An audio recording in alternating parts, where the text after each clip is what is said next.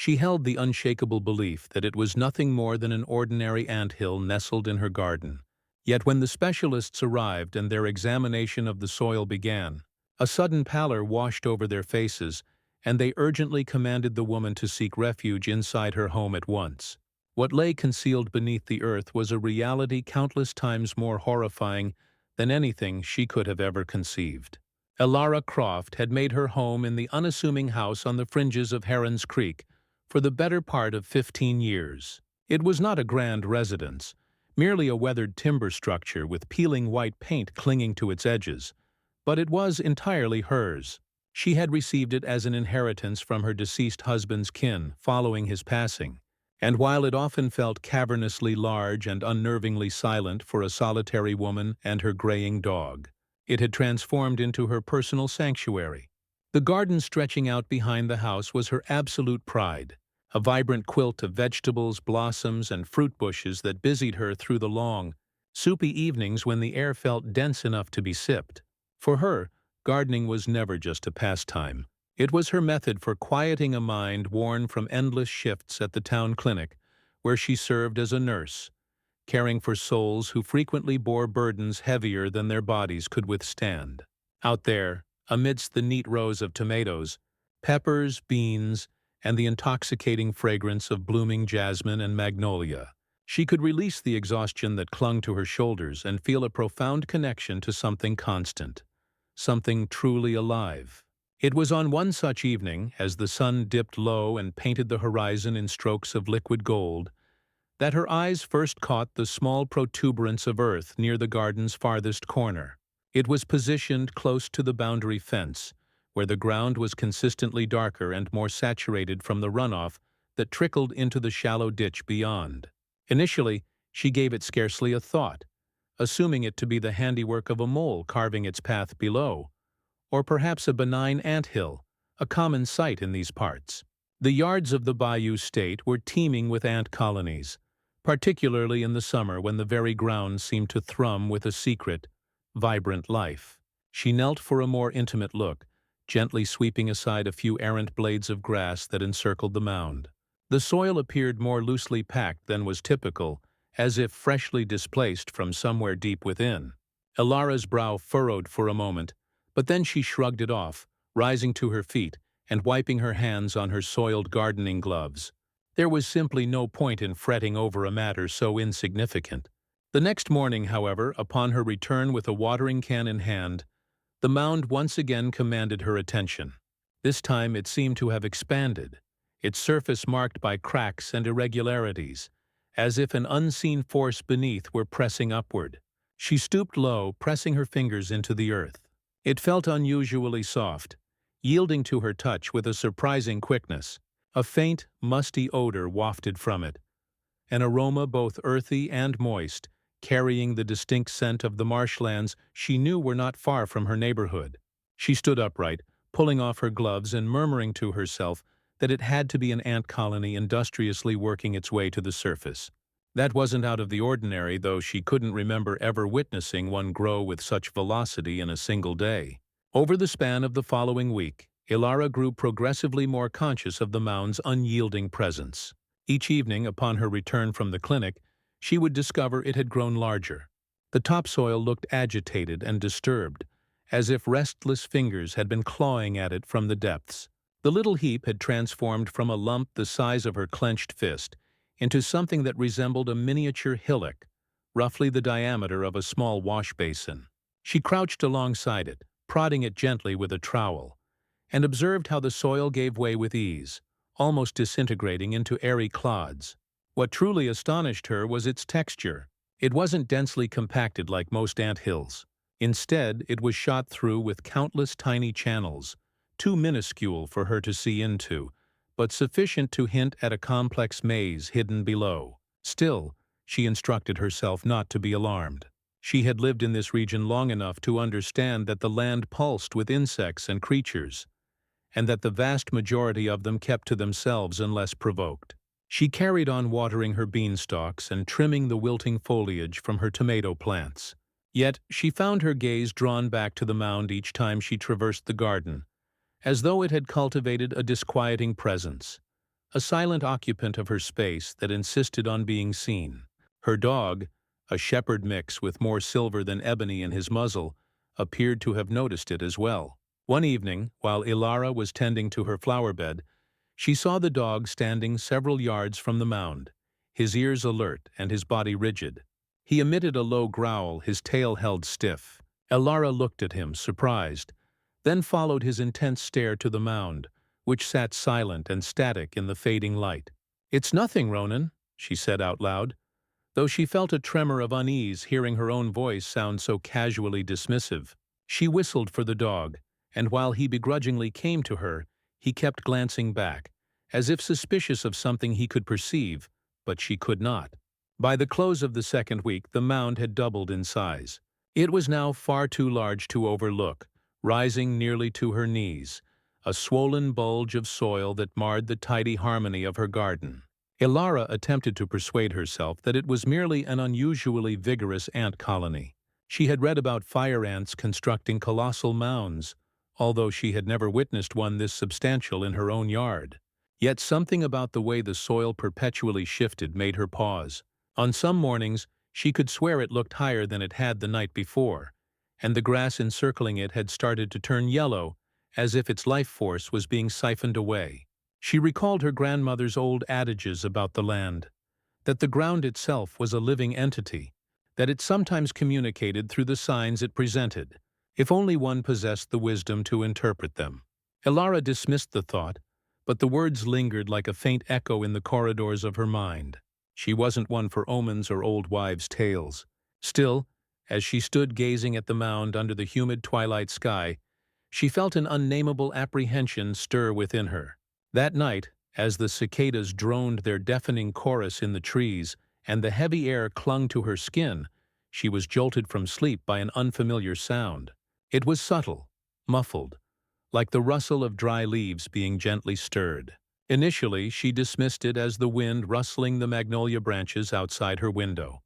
But when she held her breath and listened intently, she knew it was coming from the direction of the garden. It wasn't a loud noise, not enough to truly alarm her, but it possessed a rhythm, a steady, shifting pulse, as though something was moving just beneath the earth. Ilara sat up in bed, her heart quickening its beat. But after a long while the sound subsided, leaving only the drone of insects to fill the night. She lay back down, staring into the oppressive darkness, unable to banish the image of the mound slowly rising and falling, as if it were breathing. The next morning, she went back to the garden, and just as she suspected, the mound had expanded yet again. It was now joined by a smaller rise of earth a few feet away, subtle yet distinct, like a budding sibling to the larger hill. Ilara pressed her lips together, a prickle of unease tracing a path up the back of her neck. Perhaps it's time to do something about this, she thought, although she was still hesitant to concede it could be a significant problem. She knelt and touched the soil again, feeling its peculiar looseness, and promised herself she would address it before it could spread any further. For the moment, however, she tried to proceed with her day, even as the mound remained an immovable fixture in her thoughts. As she attended to her patients at the clinic, dispensing prescriptions and changing dressings, she found her mind drifting back to her garden. She could visualize the earth silently shifting, expanding when she wasn't there to witness it. The image disturbed her, but she forced it away each time, resolved not to let her imagination gain control. Yet, in the quiet of the evening, as she stood at her kitchen window gazing out across her yard, she felt a chill despite the oppressive heat. The mound sat there like an uninvited guest, patient and persistent, growing according to its own secret rhythm. Ilara could not have possibly known then that the quiet rise of earth would soon herald the beginning of something that would utterly transform her life.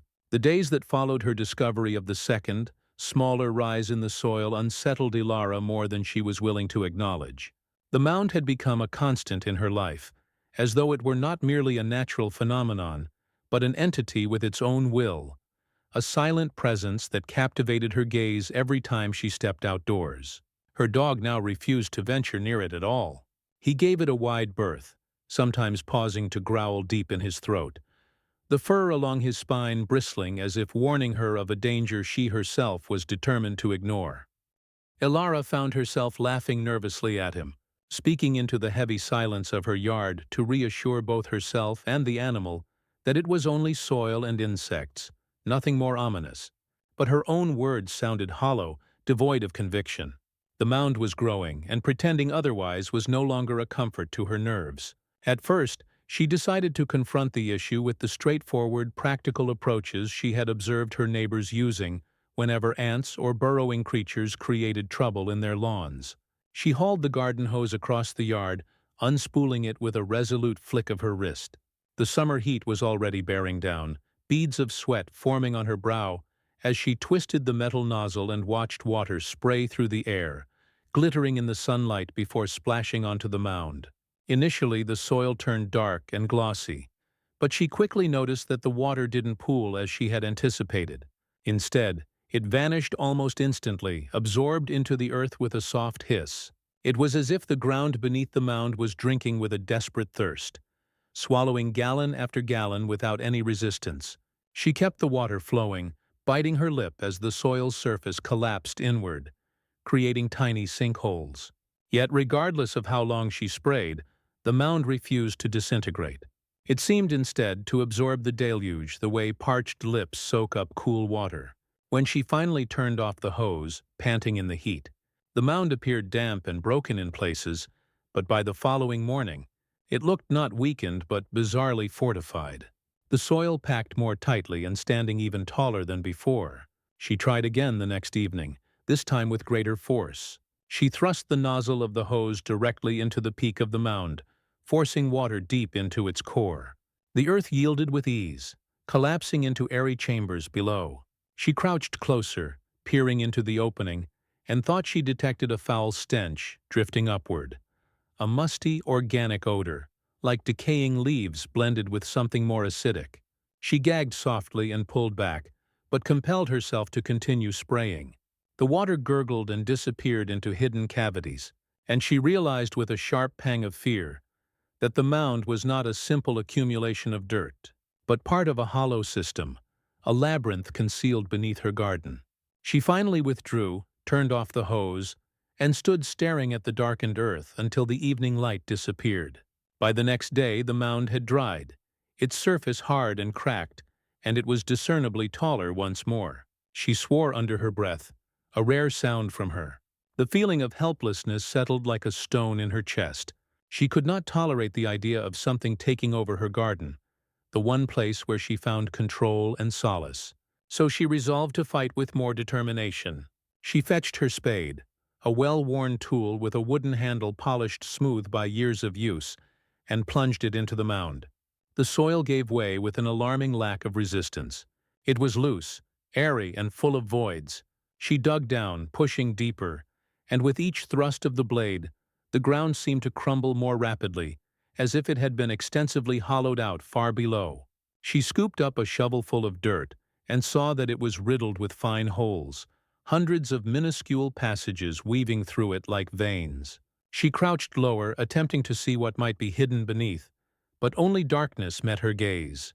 The silence unnerved her, as she had expected to see ants swarming out in a fury after their home was disturbed. Yet there was nothing at first, only a profound stillness, as if the colony below was holding its collective breath.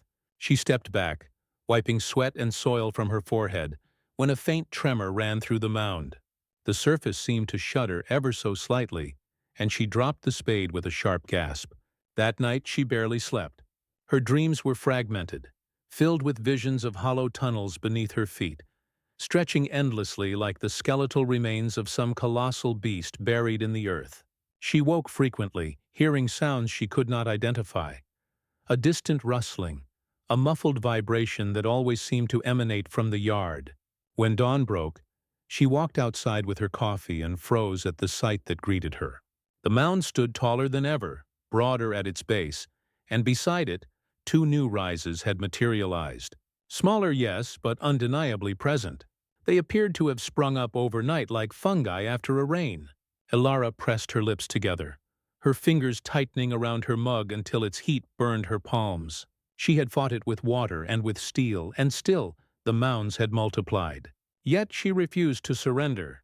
On her way home from work, She made a stop at the hardware store and bought a container of powdered insecticide, the kind specifically promoted as being effective against all varieties of ants.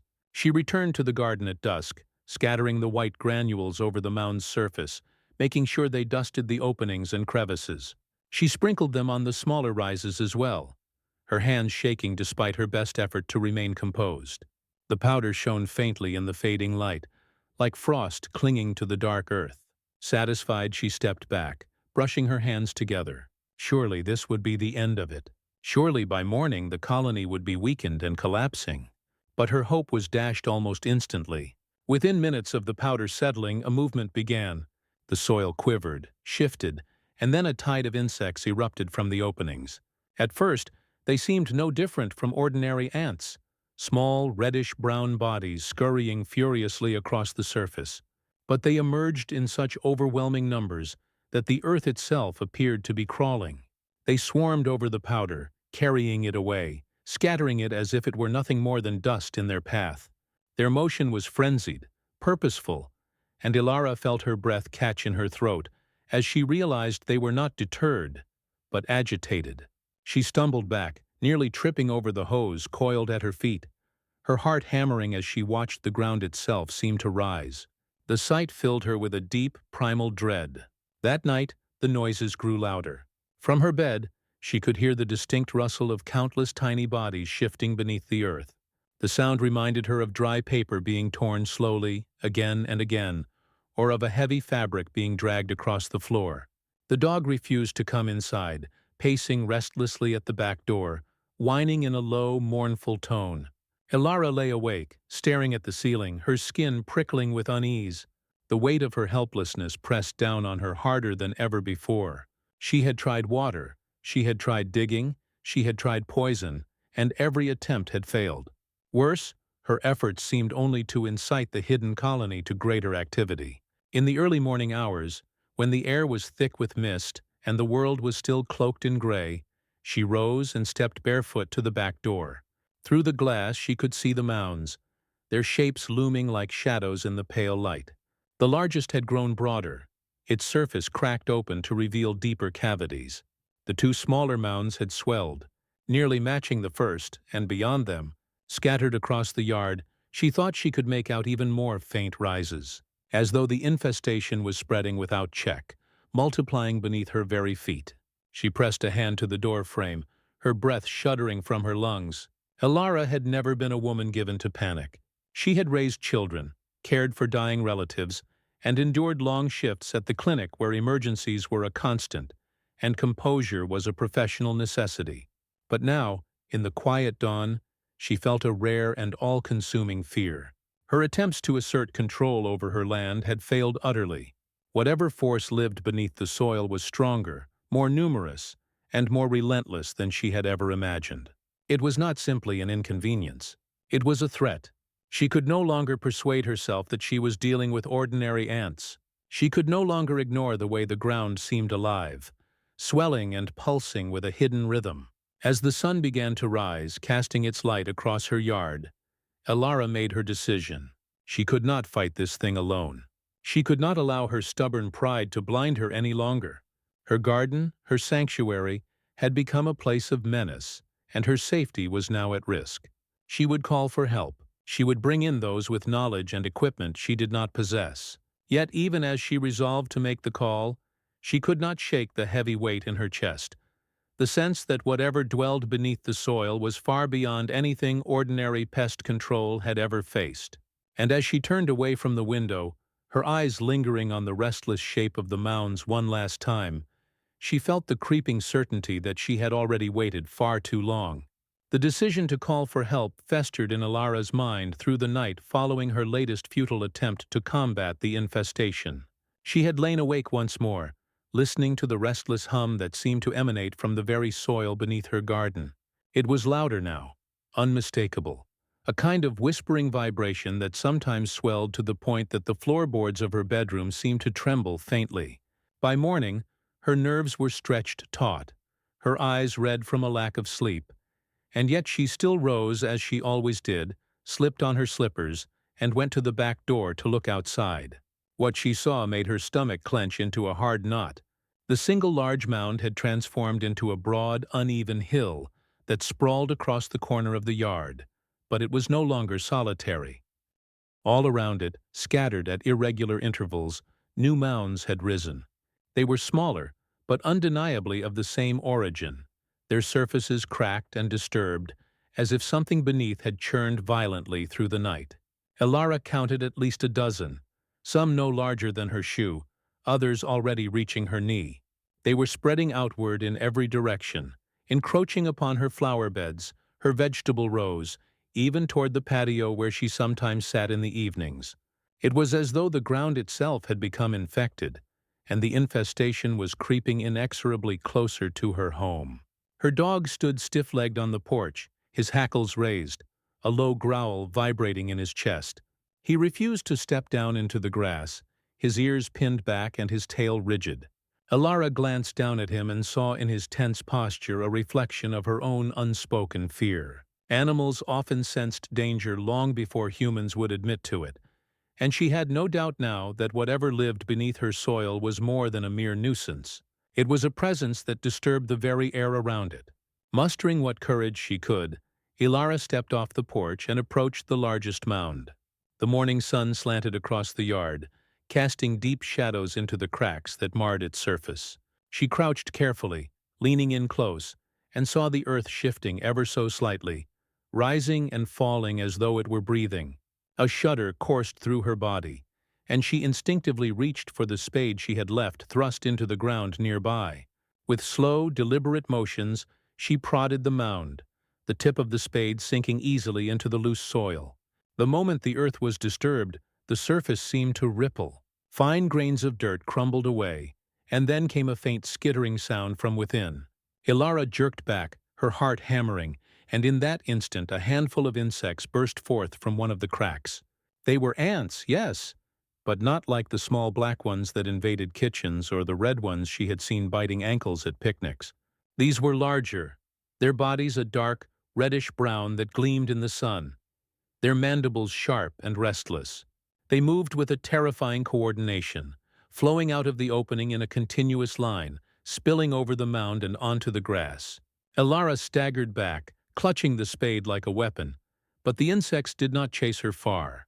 They swarmed across the surface of the mound, agitated, carrying grains of soil in their jaws and scurrying back into the cracks. It was not a mindless frenzy, but an organized response, as if her probing had triggered some defensive protocol. Watching them work in unison, she felt the chill of recognition. This was not just a colony. It was a vast, intelligent machine composed of countless tiny parts. She fled back to the porch, her breath ragged, and pulled her dog inside with her. From the kitchen window she continued to watch, pressing her palms flat against the counter to steady herself. The ants vanished once more beneath the earth, but the mounds continued to tremble with faint vibrations that sent trickles of soil tumbling down their sides.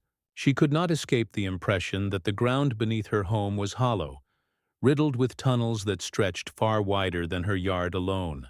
Later that day, as she tried to distract herself with chores, Elara noticed something even more alarming. The plants closest to the mounds were wilting.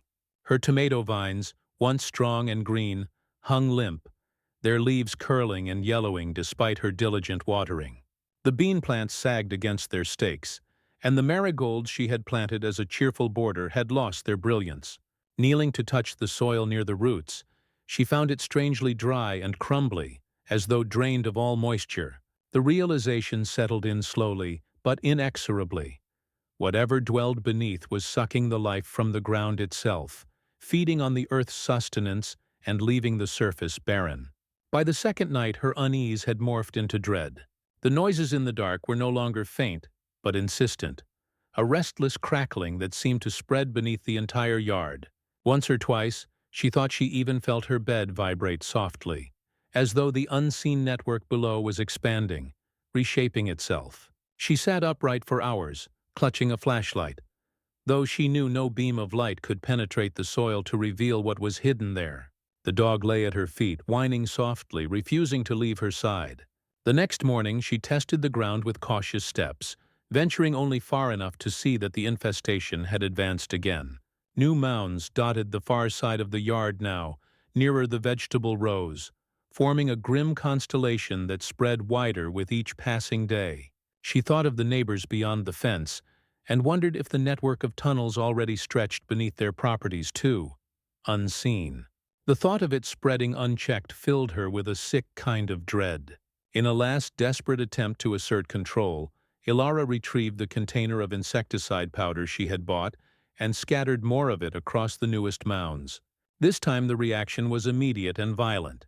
Ants poured from the earth in a seething torrent, rushing over her shoes and up the legs of her jeans. She cried out and stumbled back, slapping at her ankles, her heart hammering as the insects swarmed in coordinated waves. She retreated to the safety of the porch, trembling with shock, and watched as they carried away the powder grain by grain, neutralizing her efforts with chilling efficiency. It was not simply that the poison had failed, it was that the colony had adapted, as though it anticipated her moves and countered them. Ilara shut herself inside, pulling the curtains tight, though daylight still streamed through the gaps. She sat at her kitchen table, her hands trembling around a cooling cup of coffee, and admitted to herself what she had resisted for too long. This was no ordinary problem, no household nuisance she could solve with tools and determination. She had exhausted every method she knew, and all had failed. The infestation was spreading faster now, feeding on her soil, growing bolder with each passing hour. The fear that had gnawed at her quietly in the beginning now surged openly in her chest, undeniable and consuming. As dusk fell and the vibrations beneath her house returned with renewed strength, Ilara knew she could no longer put off the inevitable. She would have to call for help immediately. And yet, even as she reached for the phone, she could not shake the terrible certainty that whatever professional arrived to investigate would discover something far worse than she herself could imagine. The changes in her garden were not simply disturbing, they were a warning, and she feared deeply that it was already far too late.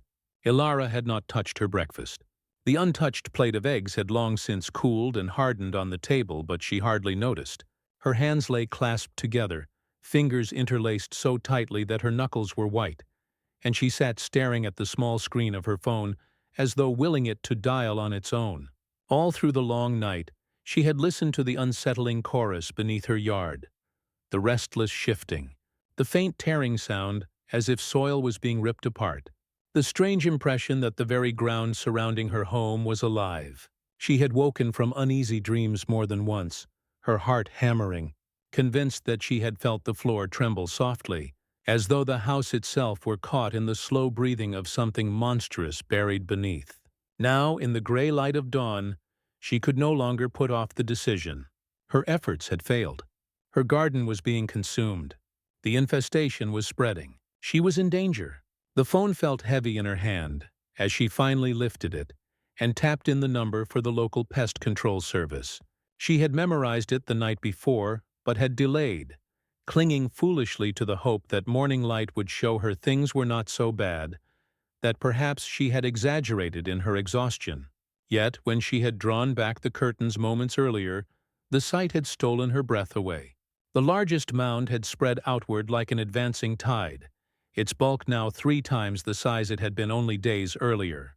Around it, the smaller mounds had multiplied again. Where yesterday she had counted perhaps a dozen, now there were many more, some only low rises in the grass, but others swelling quickly into new hills.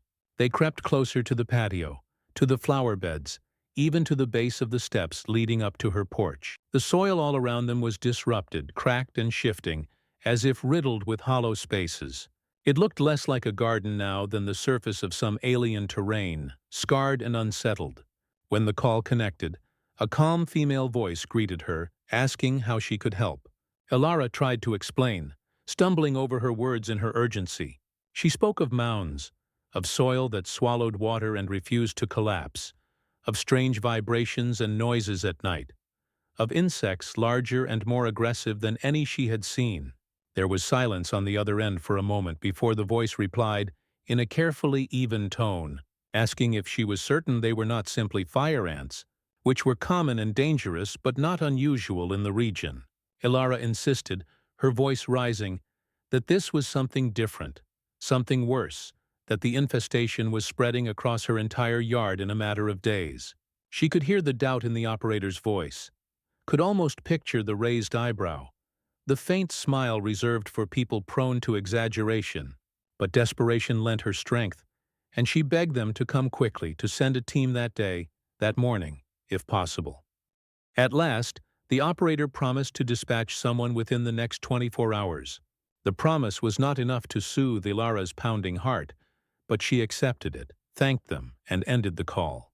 The phone slipped from her trembling hands onto the table, where it landed with a dull thud. She pressed her palms over her face, drawing in long, shaky breaths. It was done. She had called for help. She could no longer manage this alone. Yet even as relief flickered faintly in her chest, dread quickly snuffed it out. She could not rid herself of the image of the soil shifting, multiplying, breathing. And she could not help but feel that by the time the experts arrived, it would be far too late. The rest of the day passed in a haze of tension. Ilara tried to go about her chores, but each task was interrupted by the constant urge to glance outside. Each time she looked, she thought the mounds appeared larger, though it was difficult to be sure. She saw the dog pacing restlessly from window to window, whining when he caught sight of the garden, his body tense with fear. She could not coax him out into the yard anymore, not even to relieve himself. When dusk fell, the noises returned stronger than ever. She sat in her living room with all the lights off, gripping a flashlight in her lap, the curtains drawn tightly across the windows. But the sounds came through the walls regardless. The muffled crackle of soil shifting, the faint hum like a chorus of unseen voices. Sometimes there was a vibration beneath her feet, so steady and deep it seemed to echo in her bones. Sleep was impossible. She moved from chair to chair, from room to room, always listening, always feeling as if the ground itself might give way. At one point in the early hours of the morning, she thought she saw movement outside her window, a ripple across the lawn, as though the earth itself shifted under an invisible wave. Her throat closed in terror. She pulled the curtain shut again and pressed her back against the wall, her heart beating wildly. When dawn finally broke again, Ilara was exhausted but resolute. She stepped carefully out onto her porch, the air heavy with humidity and the sky pale with early light. Her dog followed reluctantly, sticking close to her legs, his head low. She surveyed the yard and nearly gasped. The largest mound was monstrous now, nearly as tall as her waist. Its surface cracked open like a broken shell to reveal dark cavities within.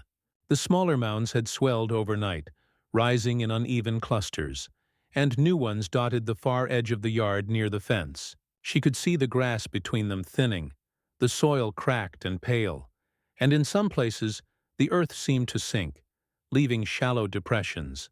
As she stood staring, the ground beneath the nearest mound shifted visibly, sending a ripple of loose soil sliding down its side. A sudden burst of ants poured forth, a seething reddish-brown torrent that spread across the ground in coordinated motion. Ilara stumbled back, her breath catching. They did not pursue her, but their sheer numbers made her head swim. They moved like a single living organism, every individual guided by the same relentless drive. She turned and hurried back inside, slamming the door and locking it as if a simple latch could keep them out. By mid-morning, she was pacing her kitchen, checking the windows every few minutes, her nerves frayed to the breaking point. Each time she peered outside, the mounds loomed larger, closer. She imagined the tunnels stretching beneath her house, beneath her feet, undermining the very foundation. She pressed her palms against the countertop to steady herself, whispering aloud that the experts would come, that they had promised, that she only had to wait. But patience was impossible when every sound seemed a warning, every tremor an omen of collapse. When the phone rang at last, she nearly dropped it in her haste to answer. The same calm voice informed her that a team had been dispatched and was on their way, expected to arrive within the hour. Relief and terror mingled in her chest, for she was grateful they were coming, but a part of her feared what they might find, what they might confirm about the nightmare beneath her soil. She thanked them again, her voice shaking, and ended the call. Then she sat by the window, staring out at the advancing mounds, her heart pounding in time with the unseen vibrations below. She felt no triumph, no sense of victory for having sought help at last. Instead, she felt like a woman sitting in a besieged fortress, waiting for rescuers who might already be too late. As the minutes dragged on and the sounds beneath the earth grew louder, Ilara realized that her garden, once her refuge and pride, had become an alien landscape she no longer recognized. The soil was not soil anymore. It was a veil stretched thin over something vast and insatiable, something that had claimed her home as its territory. All she could do now was wait, knowing that every moment of delay meant the infestation grew deeper, wider, stronger. The urgent call she had made was not just a plea for help. It was a confession of defeat. And though she could not yet know it, the arrival of the experts would mark not the end of her terror, but its true beginning. When the white van rolled down the narrow gravel road and pulled into her driveway, Ilara was already standing at the window, watching with eyes that had not closed for more than a few minutes in 2 nights. Her body was tense with anticipation, shoulders rigid and breath caught in her throat.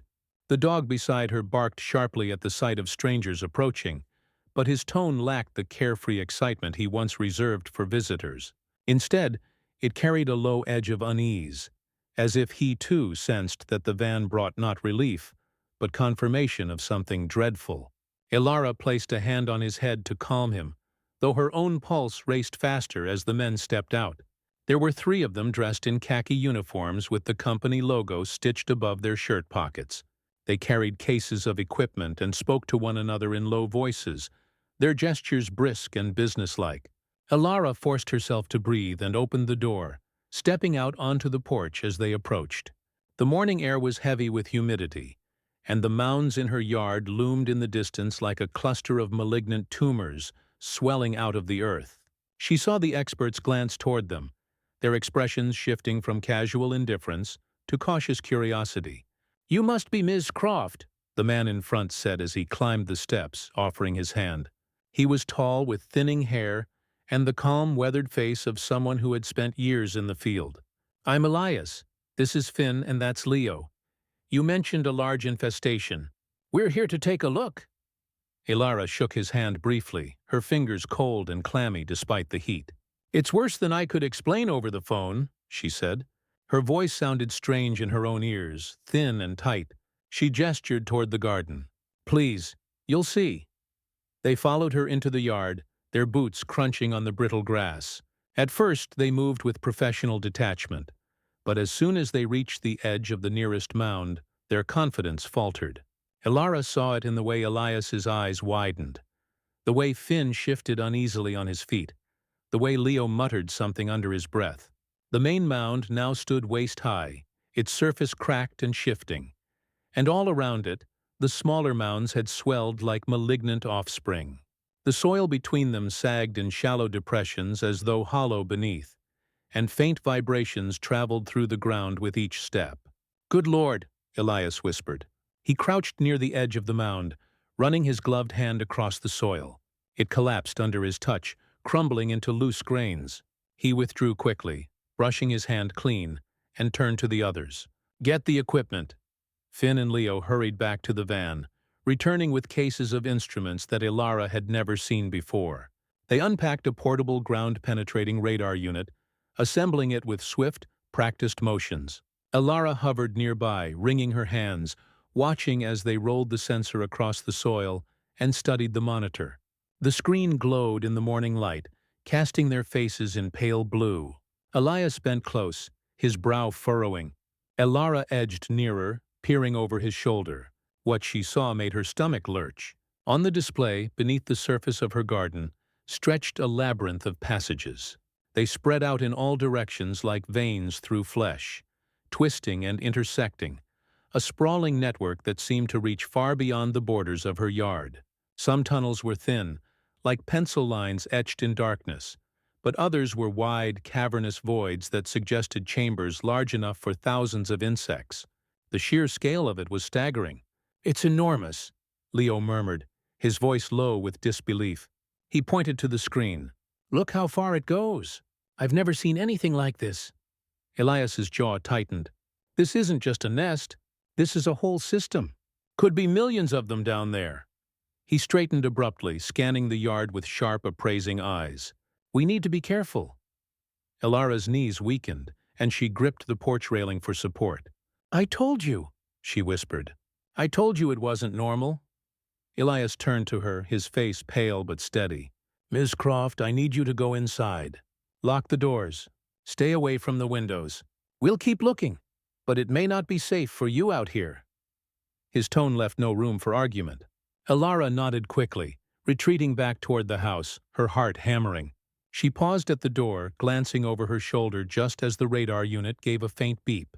The screen flared brighter, the shapes shifting as the sensors penetrated deeper. Elias leaned in, then stiffened visibly, his face drained of color.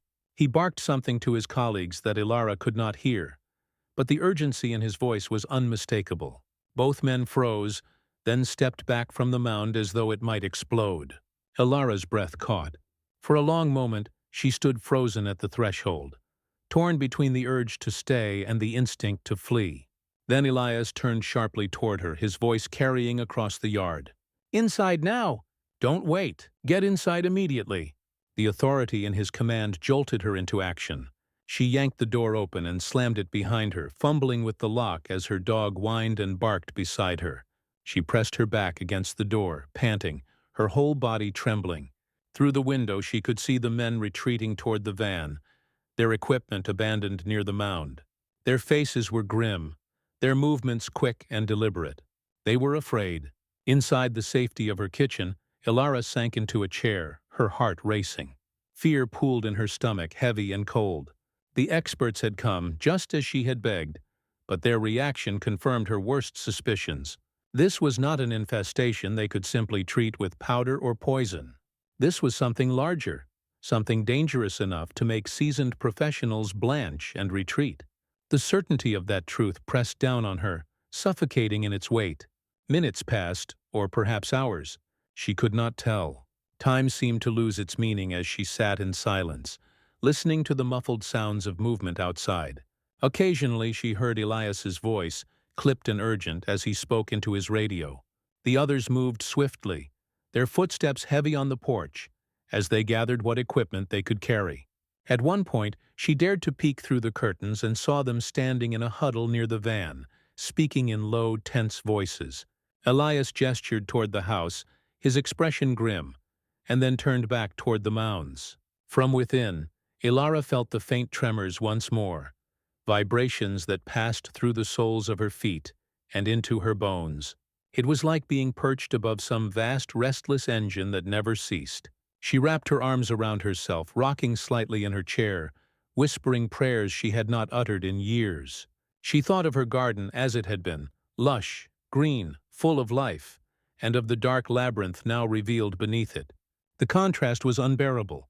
At last, there came a knock on the door, firm but not frantic. Ilara rose on unsteady legs and opened it just enough to see Elias's face. He looked older somehow, the lines of worry etched deeply around his eyes. "We've contacted additional support," he said quietly. "This is beyond our scope. Specialists are on their way along with wildlife authorities. Until they arrive, you need to stay inside. Do not go near the yard. Do you understand?" Ilara nodded mutely, her throat too tight to speak. He gave her a brief, sympathetic look, then turned away, walking quickly back toward his team. The van doors slammed shut and the engine roared to life. They did not leave. She realized they were waiting, standing by as reinforcements were summoned. But the sound of that idling motor filled the air like a nervous heartbeat. Ilara closed the door again, locking it carefully. She leaned against it, eyes closed, and felt the weight of her helplessness settle over her. The experts had come, and even they had recoiled. Whatever lay beneath her soil was not merely an infestation, but a force large enough to rattle hardened professionals. She pressed her palms flat against the wood, feeling the vibrations that still seeped faintly through the ground into her home, and she knew with a chilling certainty that her life had crossed into a territory from which there was no return. The air around Ilara's house grew heavier as the hours passed. The experts had not left, but their presence offered no comfort. Their van idled near the end of the drive, its engine a low rumble beneath the drone of cicadas that had begun to rise with the heat of the day.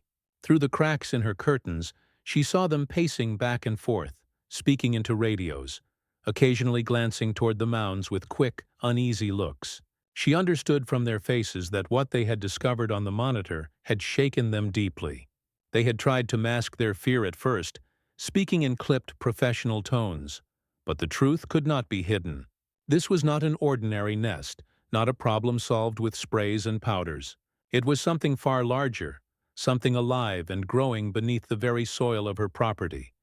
And it was dangerous enough to make men who prided themselves on handling infestations retreat and call for help. By mid-afternoon, more vehicles began to arrive. The first was a dark SUV with state markings on the side, followed by a truck carrying equipment she could not name. Uniformed men stepped out, some carrying cases, others shouldering heavy packs.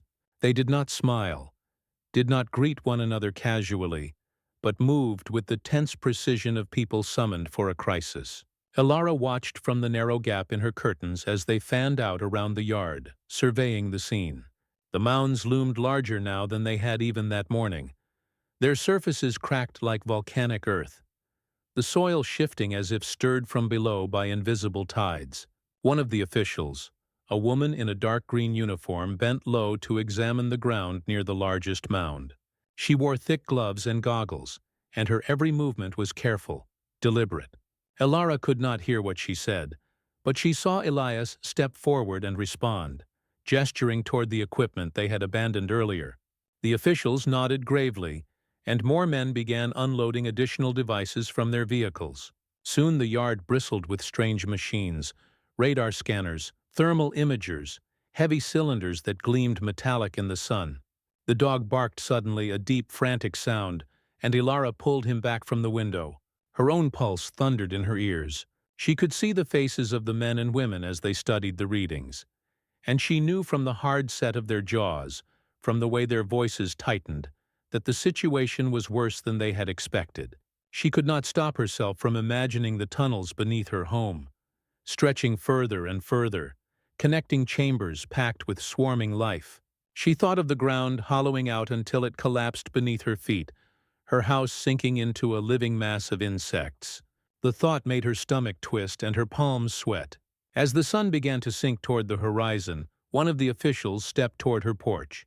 He was tall, broad-shouldered, with a weathered face and an expression that left no room for argument. When she opened the door a cautious crack, he spoke firmly. "Ma'am, we need you to remain inside your house. This is a dangerous situation. We've contacted additional agencies to contain it. Until we give you word, do not step outside for any reason. Do you understand?"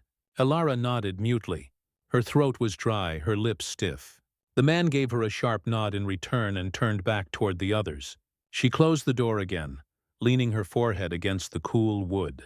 She felt like a prisoner in her own home, trapped by the unseen force that had risen from beneath her garden. Night fell, and with it came a chorus of sounds that chilled her blood. From every direction came the restless crackle of movement beneath the soil. Sometimes it rose in sudden surges, like waves battering against a shore, then faded again into a low hum. The floor of her house vibrated faintly, steady enough to rattle the dishes in her cupboards. Elara sat in her kitchen with every light extinguished, listening in terror. Through the walls she caught fragments of voices, radios crackling, boots crunching on gravel. The officials were still there, keeping watch, but their presence did little to quiet her fear. If anything, the gravity of their arrival only deepened her dread. Near midnight there was a sudden burst of activity outside. Men shouted, equipment was dragged quickly across the yard, and floodlights flared to life, flooding the mounds in harsh white light.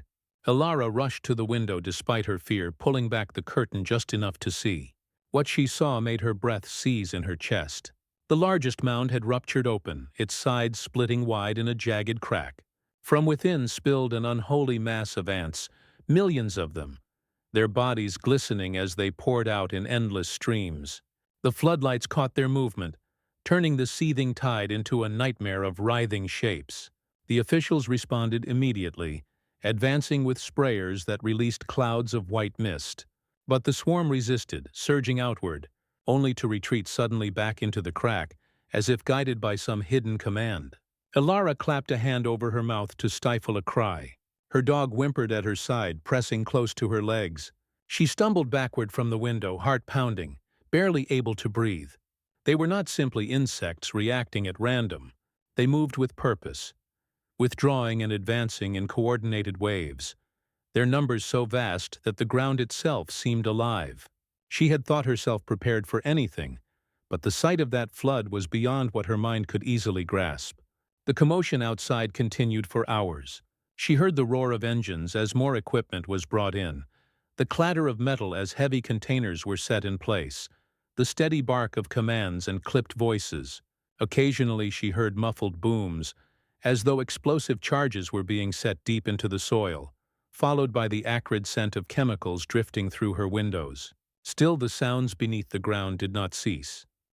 The vibrations ran on, tireless, relentless, as though the colony beneath her yard stretched farther than any of them imagined.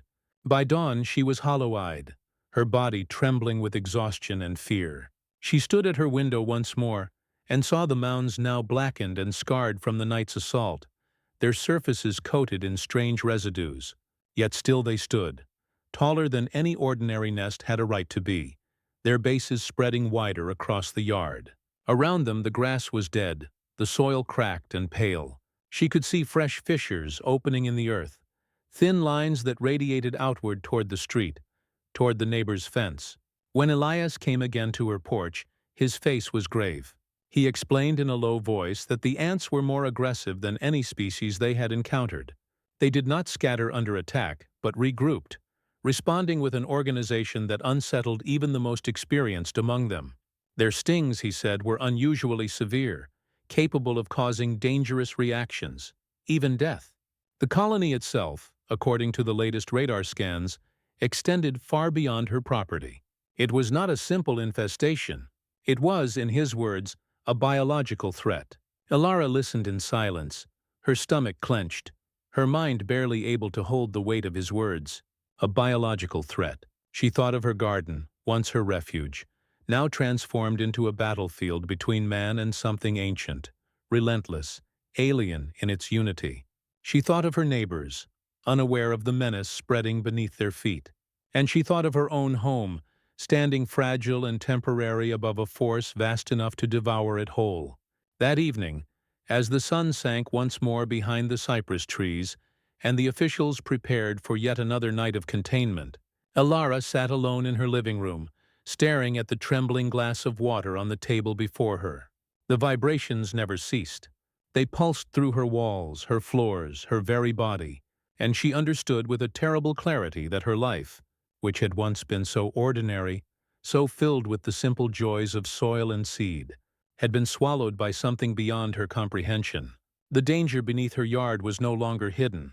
It was revealed now, terrible in its scope, undeniable in its power, and it would not rest until it had consumed everything in its path. The morning that followed the longest night of her life began not with bird song or the comforting hum of cicadas, but with the shrill roar of heavy machinery pulling into the street.